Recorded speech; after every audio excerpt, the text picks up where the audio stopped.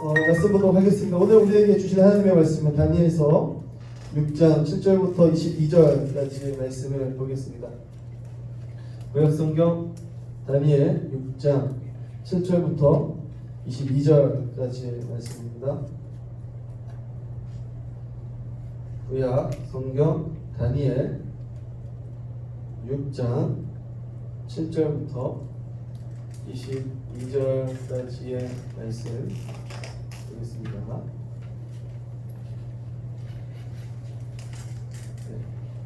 자신 줄 알고 한 절씩 교독하겠습니다. 나라의 모든 총리와 지사와 총독과 법관과 관원이 의논하고 왕에게 한 법률을 세우며 한 금령을 정하실 것을 구하나이다. 왕이여, 그것은 곧 이제부터 30일 동안에 누구든지 왕 외에 어떤 신에게나 사람에게 무엇을 구하면 사자굴에 던져 넣기로 한 것이니이다. 그런즉 왕이여, 원하건대 금령을 세우시고 그 조사에 왕의 도장을 찍어 가사에 붙이지 아니하는 규례를 따라 그것을 다시 붙이지 못하게 하소서. 이에 다리오 왕이 조서에 왕의 도장을 찍어 금령을 내리니라. 다니엘이 조서에 왕의 도장이 찍힌 것을 알고도 자기 집에 돌아가서는 안방에 올라가 예루살렘으로 향한 창문을 열고 전에 하던 대로 하루 세 번씩 무릎을 꿇고 기도하며 그의 하나님께 감사하였더라.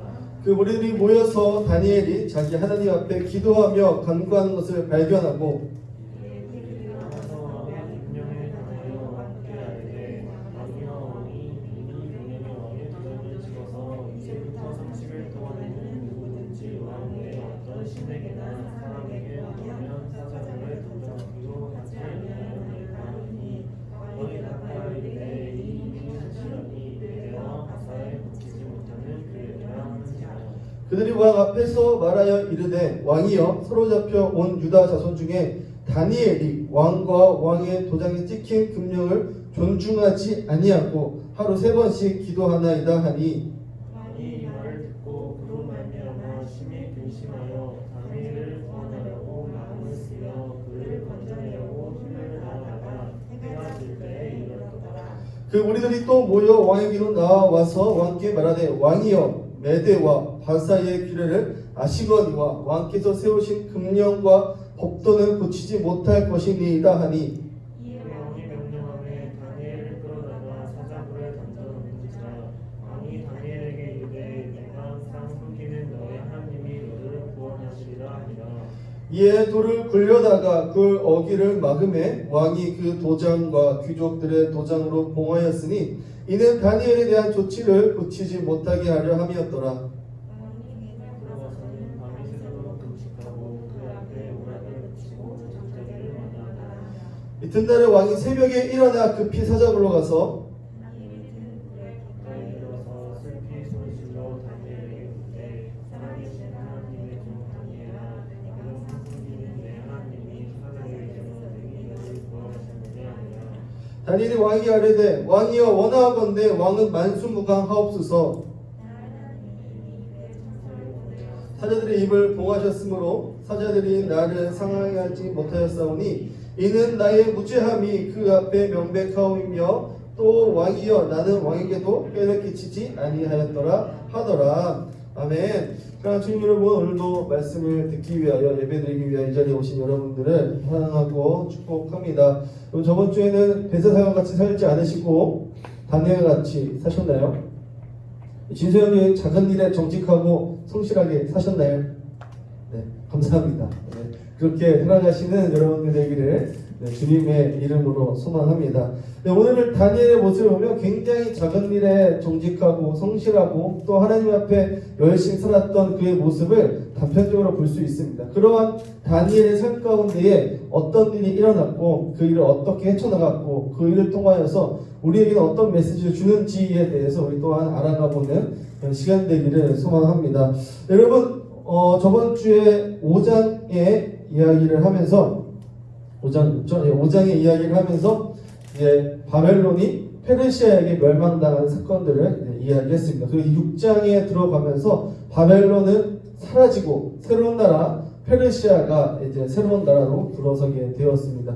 그 페르시아라는 나라가 들어서고 왕조가 바뀌고 새로운 문화가 들어왔음에도 불구하고 다니엘은 고위 간증을 계속 유지할 수 있었습니다. 여러분 상식적으로 생각해 보면 우리나라인을 생각해 보면 고려에서 조선으로 바뀔 때 고려의 충신들은 다 어떻게 되었습니까? 다 죽었죠. 왕씨 가문을 가진 사람들도 다 죽었습니다. 왜요? 그 왕조를 지지했던 사람들이었기 때문에 다 이제 죽였던 것이죠. 그럼 어쩌면 그때 당시도 마찬가지였을 것입니다. 이제 바벨론에서 페르시아로 나라가 바뀌면서 이 바벨론을 따르고 추종했던 사람들은 다 어떻게 했을까요? 다 사형을 시키는 것이 맞겠죠. 그런데 이 다니엘은 끝까지 살아남았고 굉장히 높은 고위관직까지 올라갈 수 있었습니다. 왜 그랬을까요?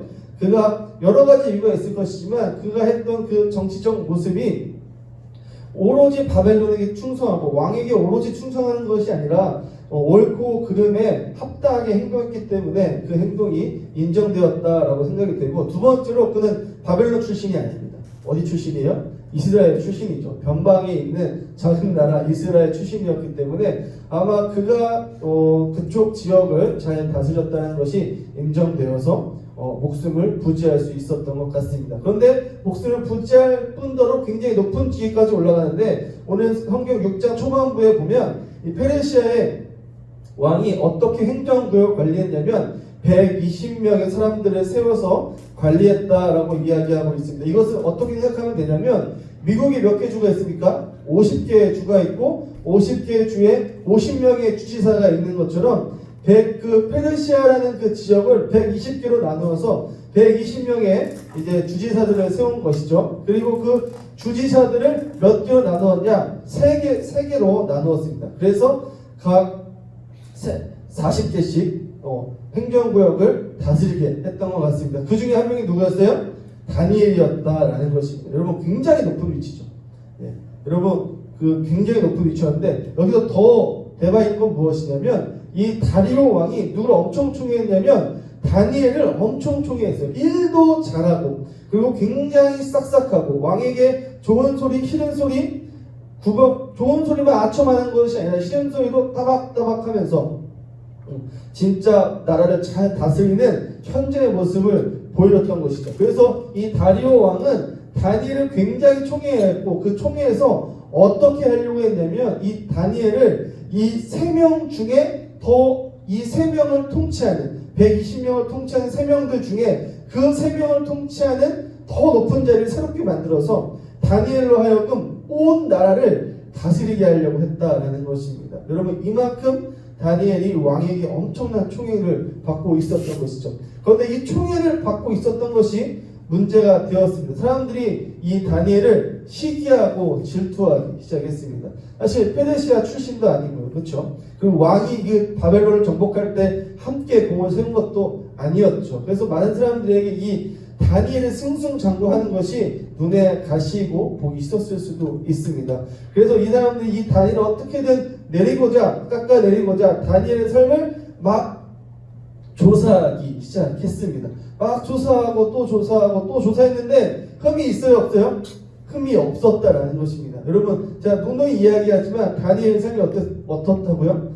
작은 것 가운데 정직하고 작은 것 가운데 성실하고 작은 일 가운데 정의롭고 공의로운 삶을 계속 살아갔던 그 다니엘이었기에 그를 막 조사하고 뒤져도 그에게 작은 것 하나 흠집이 없었다라는 것이죠. 그렇게 사람들이 이 다니엘을 조사해도 이 흠집이 나오지 않았는데 무엇 하나를 발견했냐면 그의 삶의 특징 하나를 발견했다라는 것입니다. 그 특징이 무엇이었냐면 하루에 몇 번? 하루에 3번 하나님께 기도하는 것이 그의 삶의 유일한 특징이었다라는 것이죠. 그래서 사람들은 꾀를 냈습니다.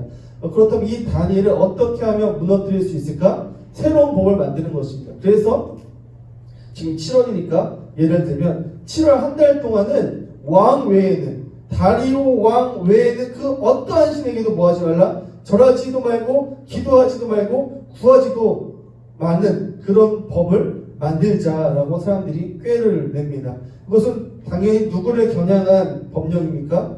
다니엘을 겨냥한 법령이죠. 그래서 이 법안을 가지고 다리오 왕에게 찾아갑니다. 그리고 다리오 왕이 이야기하죠. 왕이시여 7월 한 달간은 왕 외에는 그 어떠한 신에게도 기도하지 않는 법을 우리가 만듭시다.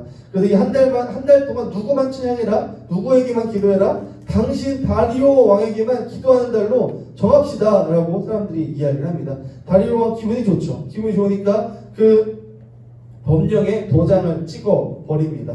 그렇게 해서 그 법령은 발표되었고 이제 그 해당되는 달이 되었습니다.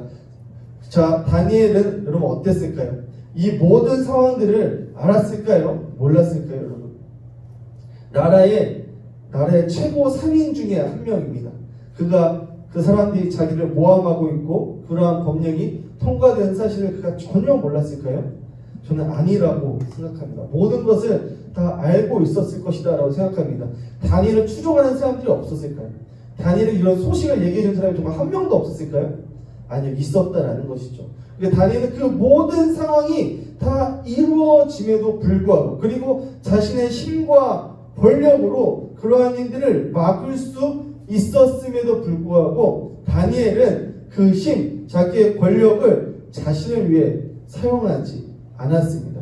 그리고 그 모든 상황이 다 이루어진 것을 봤음에도 불구하고 자기의 목숨이 끊어질 것을 알면도 불구하고 어떻게 했습니까? 습관을 쫓아 자기의 집으로 가서 이스라엘을 바라보고 하루에 3번씩 기도하기 시작했습니다. 사람들은 어떻게 합니까? 그 현장을 포착하게 되죠. 그리고 왕에게 고발합니다.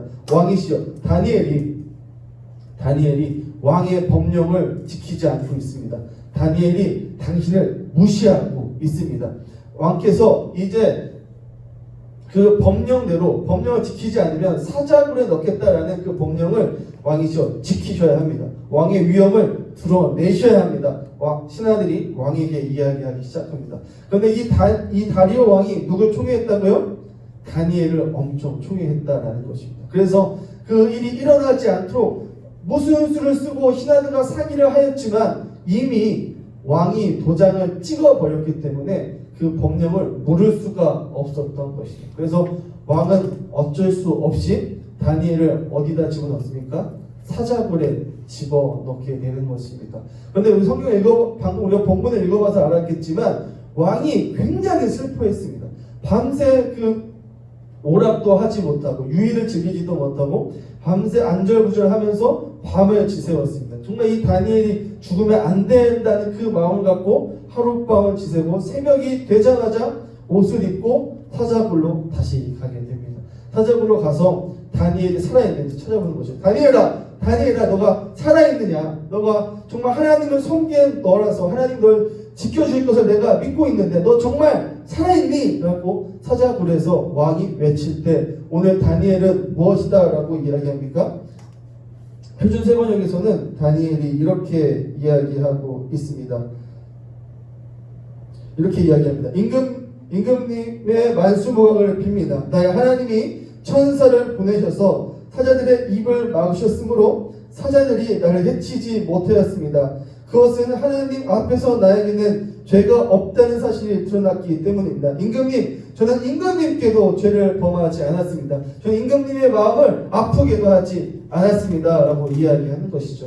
그렇게 해서 다니엘이 풀려 나오게 되고 어떤 일을 합니까? 그 법령을 제정하였던 그 신하들이 다니엘 대신 사자굴로 들어가게 되면서 그들이 사자굴로 떨어지기도 전에 사자들이 그들을 물어버리게 되면 그리고 그들이 죽게 되는 일들이 일어나게 되었다라는 것입니다.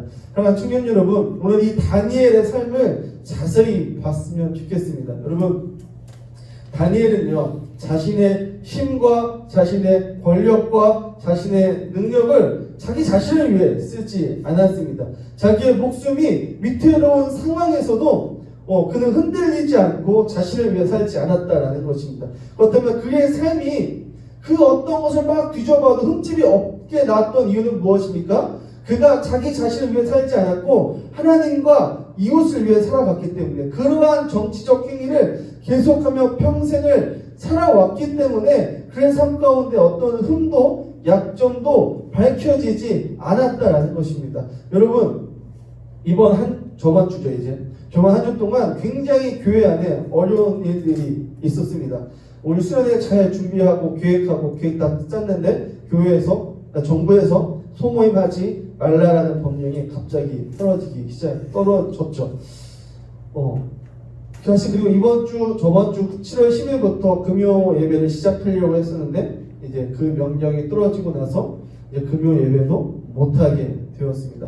교회 안에 굉장히 마음이 아프고 슬픈 일들이 계속 되고 있었습니다. 그래서 더 마음이 아픈 것은 여러분 무엇이냐면 많은 기독교인들이 그 명령이 떨어지고 나서 무엇 하고 있는지 여러분 매스컴을 통해 보셨겠지만 국민청원 올리고 막 비서실장에게 전화하고 이런 일들이 막 일어나는 것을 그 다음날부터 유튜브와 뉴스를 통해서 그리고 많은 그 카톡들의 기사를 친구들과 동기들이 막 선배들이 막 올려주는 그 기사를 통해서 보게 되었을 때 제 마음이 너무나도 아팠습니다. 여러분 예수님의 삶을 우리가 전에도 봤지만 여러분 예수님이 자기 자신을 위해서 힘을 쓰셨습니까? 예수님께서 십자가에 달려 돌아가시기 직전에 예수님이 자기가 돌아가시는 거 몰랐을까요? 알았습니다. 알았음에도 불구하고 예수님께서는 자기가 그 힘과 능력이 있음에도 불구하고 그 힘을 자기 자신을 위해 쓰시지 않았어요. 그냥 십자가에 달려 돌아가셨습니다. 예수님께서 그 고향 땅에서 하나님의 말씀을 전할 때 사람들이 예수님 보고 저 목수의 아들 예수 아니냐, 저 자가 어떻게 우리에게 하나님의 말씀을 가르칠 수 있느냐 하면서 돌을 던져 예수님을 죽이려고 할 때에 예수님께서 하나님의 아들 예수님께서 힘과 능력이 있어서 그들을 다 엎드려뜨리고 유유히 지나갈 수도 있었지만 여러분 예수님 어떻게 하셨습니까? 그들을 그냥 피해서 지나가셨습니다. 예수님께서 힘과 능력과 권세와 능력이 있었지만 그 힘을 자기 자신을 위해서 쓰지 않으셨다는 것입니다. 오늘 본문의 다니엘도 마찬가지입니다. 여러분 정말 세상 가장 높은 자리 왕 다음에 위치에 있었던 왕이 그를 총애했기 때문에 왕 바로 밑에 권력을 휘둘릴 수 있었던 엄청난 자리에 있었던 다니엘입니다. 사람들이 자기를 모함한다는 사실을 알았을 때에 여러분들이라면 어떻게 하시겠습니까? 현욱 형제 어떻게 하실 거예요? 부사장인데 임원들이 현욱 형제를 막 공격해요. 어떻게 하시겠어요? 그렇죠. 보통의 사람들은 그렇게 생각합니다. 내가 이렇게 잘해줬는데, 내가 이렇게 관계를 잘 맺었는데 어떻게 나한테 이럴 수 있느냐면 그 사람들을 쳐낼 수 있습니다. 보통의 사람들 그렇게 생각합니다. 그러나 다니엘은 그렇게 행동하지 않았다는 것이죠. 다 알고 있었음에도 불구하고 자기 자신을 위해 권력을 휘두르지 않았고 그들을 자신의 손으로 그들을 쳐내지도 않았고 뭐 했다라는 것입니까? 기도하러 올라갔다라는 것입니다. 여러분 이것이 그리스도인의 모습이다라는 것입니다. 이것이 진짜 신앙인의 모습이다라는 것입니다. 한국교회가 이렇게 들고 일하는 모습을 보면서 우리가 왜 이렇게 무너졌는가라는 생각을 하게 됩니다. 역지사지를 생각해보면 막 이렇게 들고 일어나게 되면 그 교회 다니지 않는 사람들은 우리를 그리스도인이라고 볼까요? 정말 예수 믿는 사람이라고 우리를 그런 전체적인 모습이 정말 예수 믿는 사람이 이래로 되나라고 생각하지는 않을까요? 사랑하는 청년 여러분, 우리는 이 상황과 시대를 보면서 그리고 성경을 보면서 우리가 지금 이 사태에 대해서 어떻게 행동하고 판단하고 발언해야 될지 생각하며 살아가시는 여러분들이 되기를 소망합니다. 잘 생각하시고 잘 판단하시는 무엇이 옳은지 보신 여러분들이 되기를 소망합니다. 여러분 그렇다면 다니엘은 어떻게 해서 이렇게 하나님의 뜻에 맞는 삶을 내 힘과 내 권력을 휘두르지 않고 그렇게 남을 위해 끝까지 살아갈 수 있는 자기의 오는 그 공격을 그대로 초연하게 받아들일 수 있는 사람으로 살아갈 수 있었던 것일까요? 저는 그 답을 다니엘이 했던 그 기도에서 찾을 수 있다라고 저는 보고 있습니다. 여러분들에게 있어서 기도는 무엇입니까? 여러분들은 어떻게 기도하십니까? 세상에 많은 사람들에게 대부분 기도는 무엇이에요? 라고 물어보면 무엇이다? 라고 대답할까요? 재현적인 기도는 무엇이죠? 재영자매의 기도란 그렇죠. 맞아요. 대부분의 사람들 그렇게 이야기합니다. 필요한 것을 누구한테 이야기하는 것입니까? 맞아요. 하나님께 이야기하는 것입니다. 대부분 그렇게 이야기해요. 많은 사람들이 이렇게 얘기합니다. 나의 필요를 누구에게? 뭐 교회 다니는 사람들은 하나님에게, 또 교회 다니지 않는 사람들에게는 특정 신에게 나의 필요를 이야기하는 것이다 라고 이야기합니다. 사전적인 정의도 사실 그렇습니다. 그런데 교회를 조금 더 다니고 조금 이렇게 신앙생활 했다라고 하는 사람들은 기도는 무엇이요? 라고 이야기하냐면 호흡입니다 라고 이야기하는 분들도 꽤나 계십니다. 왜 호흡이다 라고 이야기하냐면 여러분 호흡 언제 합니까? 필요할 때만 호흡합니까? 필요하다고 느낄 때만 호흡합니까? 아니죠. 호흡은 어떻게 하죠? 계속 합니다. 계속 호흡하죠. 그래서 이 기도는 호흡이다 라고 하는 것은 무엇이냐면 이 기도의 이 사전적 정의를 뛰어넘겠다라는 것이죠. 필요할 때만 내가 하나님께 이야기하는 것이 아니라 언제 이야기하겠다? 수시로 이야기하겠다라는 의미를 내포하고 있습니다. 그런데 저는 이 호흡이라는 비유도 조금 맞지 않다라고 생각합니다. 왜냐하면 여러분 호흡 의식하면서 합니까? 아니죠. 호흡 의식하지 않고 합니다. 그냥 합니다. 그런데 제가 만약에 하나님이 인격적인 분이시다라고 이야기하는데 현우 형제와 제가 대화하고 있는데 내가 현우 형제 이야기할 때 의식 없이 현우 형제랑 대화한다는 것을 현우 형제가 느꼈어요. 현우 형제 기분 어때요? 네, 내가 현우 형제랑 만났는데 아무런 의식 없이 대화해. 막 얘기해. 기분 어때요? 좋진 않죠. 그렇죠. 자기한테 집중하지 않는다는 걸 알잖아요. 여러분 이런 거다라는 것이죠. 여러분 하나님 인격적인 분이신데 우리가 의식 없이 그냥 하나님께 기도한다면 하나님 그 기도 그렇게 기뻐하시지는 않으실 것 같아요. 우리 인격적인 하나님이다라고 생각한다면. 그래서 여러분 사실 의미 없이 방언하는 것, 의미 없이 중언부언하는 것, 의미 없이 소리 지르고 끝나는 기도들 사실은 정말 죄송하지만 의미 없는 기도일 수 있다라는 것입니다.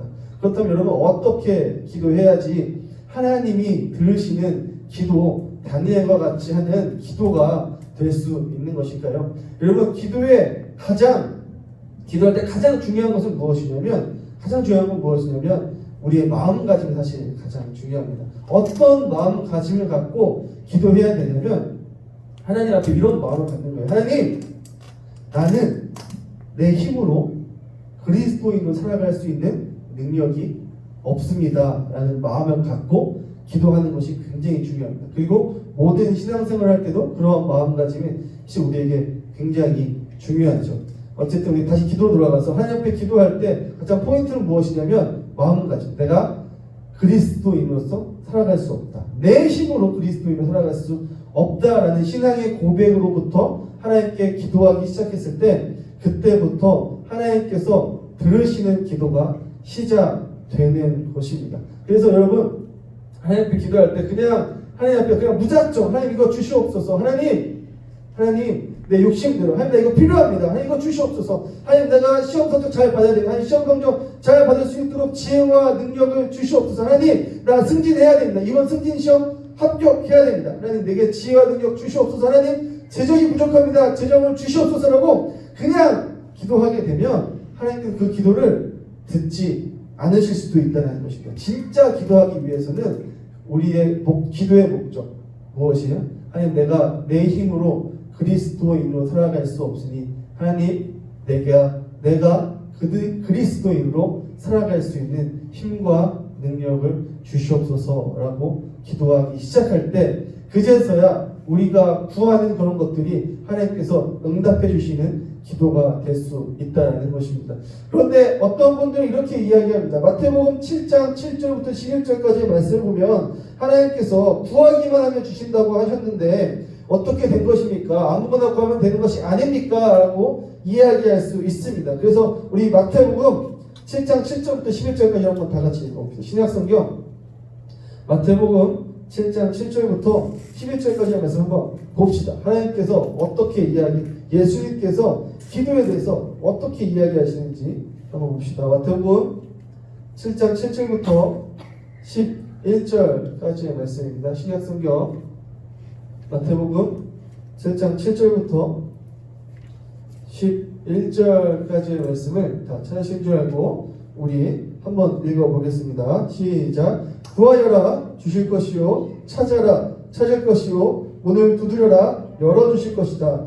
구하는 사람마다 받을 것이요 찾는 사람마다 찾을 것이요 오늘 두드리는 사람에게 열어주실 것이다. 너희 가운데 아들이 빵을 달라고 하는데 돌을 줄 사람이 어디 있으며 생선을 달라고 하는데 뱀을 줄 사람이 어디 있겠느냐.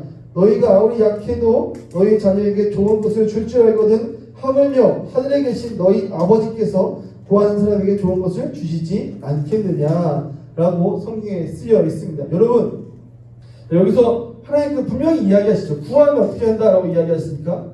주신다라고 이야기하셨죠. 그런데 여러분 하나님 누구한테 주실까요? 하나님 누가 구해야 하나님께서 주실까요? 누가 구해야? 이 오늘 방금 읽었던 마태복음 이 이야기에 보면 하반절에 하나님과 이 구하는 자의 관계가 어떻게 되어 있습니까? 아버지와 자녀의 관계로 되어 있습니다. 즉 여러분 그냥 모르는 옆집 아이가 여러분들 옆집 아저씨한테 와서 이거 주세요 하면 준다는 거예요? 안 준다는 거예요? 안 준다라는 거예요. 누구와의 관계에 있을 때 이 구하고 주는 관계가 성립된다라는 것입니까? 자녀와 아버지의 관계가 됐을 때 그 주고 받는 관계가 성립될 수 있다라는 것입니다. 그렇다면 자녀는 누구일까요? 요한복음 1장 12절에 보면 영접하는 자 곧 그 이름을 믿는 자들에게는 하나님의 자녀가 되는 권세를 주신다라고 이야기하고 있습니다. 그 이름을 영접하는 자, 그 이름을 영접하는 자는 또 어떤 자인가? 로마서 9장 8절에 보면 또 이렇게 나와 있습니다. 곧 육신의 자녀가 하나님의 자녀가 아니요 오직 약속의 자녀가 시로 여김을 받느니라 라고 이야기하고 있습니다. 여기서 육신의 자녀는 유대인들에게 하는 말인데 너네 유대인들이 약속의 자녀가 하나님의 자녀가 아니다라는 것입니다. 누가 진짜 하나님의 자녀냐? 예수 그리스도께서 주신 그 약속을 믿고 행하는 자가 그 약속을 믿는 자들이 하나님의 자녀다라는 것입니다. 그렇다면 그 자녀, 그 약속은 무엇일까요? 여러분 그 약속은 무엇이냐면 예수님께서 이 땅 가운데 오셨고 우리를 위해 십자가에 달려 돌아가신 이후에 어떻게 하신다? 다시 오신다라는 것이에요. 왜 오세요? 우리를 구원하시기 위해서 이 땅 가운데 오신다라는 그 약속을 믿는 자들, 하나님께서 예수 그리스도를 보내셔서 우리를 구원하시겠다는 그 약속을 믿는 자들, 그래서 그 약속을 믿기 때문에 어떻게 살아가는 자들? 하나님을 사랑하고 이웃을 사랑하는 삶을 살아가는 자, 예수의 뜻대로 살아가는 자들.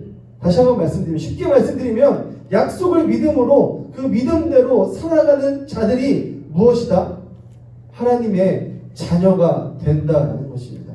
그렇다면 하나님의 자녀들, 약속대로 살아가는 사람들, 하나님을 사랑하고 이웃을 사랑하는 사람들이 자기 자신의 욕심과 만족과 유익을 위해 기도하겠습니까? 아니다라는 것이죠. 우리가 진짜 하나님의 자녀라면, 하나님을 사랑하는 자들이라면 나를 위해 기도하는 것이 아니라 내가 오늘 하루 그리스도인으로 살아가기 위해서 하나님과 이웃을 위해 기도하기 시작한다라는 것이죠. 그렇게 기도하는 자들은 여러분 하나님께서 어떻게 하십니까? 마태복음 6장에 보면 하나님께서 들풀도 먹이시는데 너희들을 먹이지 아니하겠느냐라고 이야기하십니다. 그렇게 기도하는 자들은 하나님께서 어떻게 하신다고요? 책임져 주신다는 것입니다. 여러분 그래서 다니엘의 기도는 어떤 기도였느냐? 자기 자신을 위해 기도했던 기도가 아니라 나라와 백성을 위한 기도가 그의 목소리 가운데 입술 가운데 나왔다라는 것입니다. 정의와 공의를 위해 기도했다라는 것입니다. 나를 전심으로 사랑함으로 이 나라가 하나님의 나라 되기를 간절히 이 페르시아가 다른 신을 섬긴 것으로부터 시작했던 그 나라지만 그 나라가 어떤 나라? 하나님이 통치하시는 나라가 되기를 간절히 구하며 그런 나라가 되기를 바라며 기도하고 살아왔다라는 것입니다. 그런 삶을 하나님께서 어떻게 해주신다라는 것입니까? 오늘 다니엘을 보니까 그 죽을 위기에서 건져주시고 구원해주시고 함께 해주신다라는 것입니다. 사랑하는 청년 여러분, 우리가 그러한 삶을 살길 소망합니다. 다니엘과 같이 기도하며 살아가신 여러분들 되길 소망합니다. 이렇게 다니엘과 같이 살아가는 사람을 우리 그럼 조금 멋진 말로 무엇이다라고 이야기를 하냐면 일상이 순교자다라고 이야기합니다. 여러분 예수님과 소수의 몇몇 순교자들은 그 짧은 인생을 순식간에 불태우며 하나님을 증거했습니다. 그러나 우리 같이 평범한 사람들은 여기 살아있지만 사실 어디를 향해 달려갑니까? 죽음을 향해 달려가는 사람들입니다. 그 죽음을 향해 달려가는 그 매일매일 삶 가운데에 조금씩 그 일상에서 누굴 드러내는 것이에요? 하나님을 드러내는 것입니다. 나를 위해 기도하고 나의 욕심을 위해 살아가는 것이 아니라 하나님 나라를 위해서, 하나님을 증거하기 위해서 살아가는 자들, 매일매일 그렇게 살아가는 자들, 어쩌면 순교하는 것보다 더 힘든 일일 수 있어요. 그 일을 매일매일 수행하는 자들, 그런 자들을 일상의 순교자다라고 이야기하는데, 우리 청년들이 그런 일상의 순교자들이 되길 소망합니다. 그러면 어떻게 해야 됩니까? 어떻게 해야 돼요? 방금 말씀드린 대로 기도해야 된다는 것입니다. 내가 내 힘으로 그리스도인이 될 수 없다라는 그 마음을 갖고 하나님 그리스도인답게 살아갈 수 있도록 인도하여 주시옵소서. 하나님, 내가 오늘 하루 내가 연약해서 화낼 일이 있는데 하나님 화내지 않고 그리스도인답게 살아갈 수 있도록 인도하여 주시옵소서. 하나님, 이 일들이 내게 너무나도 큰 산처럼 다가옵니다. 하나님, 이 일들을 하나님께 맡깁니다. 그리스도인답게 걱정하고 염려하는 것이 아니라 담대하게 살아갈 수 있도록 인도하여 주시옵소서라고. 이제 더 나아가서 하나님, 내 옆에 있는 사람들 돌아보면 내 옆에 있는 누구가, 내 부서에 있는 누가 힘들어하고 어려워합니다. 하나님, 그녀를 도와주시옵소서. 그리고 지역사회와 나라를 위해서 하나님, 이 경제가 어렵습니다. 코로나로 인해 너무나도 세계가 힘들어합니다. 하나님 도와주시옵소서라고 여러분들 기도하신 여러분들에게 소망합니다. 그렇게 기도하기 시작했을 때 여러분들의 삶이 변화할 수 있다라는 것입니다. 그럼 어떻게 기도해야 될까요? 여러분, 제가 다니엘처럼 하루에 3번씩 기도하라고 여러분들이 요청하지는 않겠습니다. 사실 저도 하루에 3번씩 기도하지 않습니다. 여러분들에게 그 힘든 일을 요청하지는 않겠습니다. 그렇다고 여러분들에게 새벽 기도 나오라고 강요하지도 않겠습니다. 쉽지 않잖아요. 그리고 철학 예배도 없으니까 강요할 수 없죠. 그래서 여러분에게 부탁드리고 싶은 것은 여러분 하루에 1분만 기도하시는 여러분들 되게 소망합니다. 자기 전에 하나님 앞에 기도할 때 하나님 앞에 하나님 나와 함께하여 주시옵소서라고, 하나님 내가 그리스도인으로 살아갈 수 있는 힘과 능력을 달라고 하루에 딱 1분만이라도 기도하시는 여러분들 되게 소망합니다. 여러분 그 1분도 사실 안 해보면 기도하기 굉장히 힘들어요. 1분이 쌓여서 10분 되는 거고 10분이 쌓여서 1시간, 2시간, 3시간 되는 겁니다. 그래서 여러분 자기 전에 1분만 하나님 나 그리스도인 될 수 없음을 고백합니다 라고 기도하시는 여러분들이 되었으면 좋겠습니다. 그렇게 1분씩 기도하기 시작할 때 나는 현욱 형제가 변화되고 진수 형제 변화되고 재혼되면 현욱 형제 부장님 지혜자매 다 주님의 뜻에 맞게 살아가는, 정말 다니엘처럼 성경을 제대로 알고 이 힘을 갖고 나를 위해 쓰는 것이 아니라 하나님과 이웃을 위해 사용할 수 있는 그런 멋진 어른이 될 수 있을 것이다 라고 확신합니다. 그래서 여러분 일주일 동안 7분만 딱 기도하시는 여러분들, 자기 전에 1분씩만 여러분들 자신을 위해 기도하는 것이 아니라 그리스도인이 될 수 없는 나를 한탄하면서 도와달라라고 기도해 주시고, 그리고 이웃과 나라와 세계를 위해서 기도해 주신 여러분들 되기를 주님의 이름으로 소망합니다. 우리 이 시간에 기도함으로 하나님께 나아갔습니다.